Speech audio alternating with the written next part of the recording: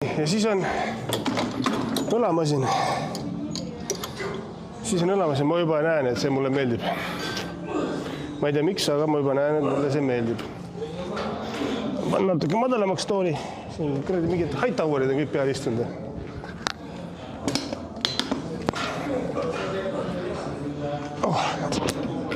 Oi, mis mulle juba siin meeldib, on see, et sa oled nii ilusti sirgelt, sa saad ilusa... Oi. Ussa raisk. Nii, natuke kergemam juurde veits.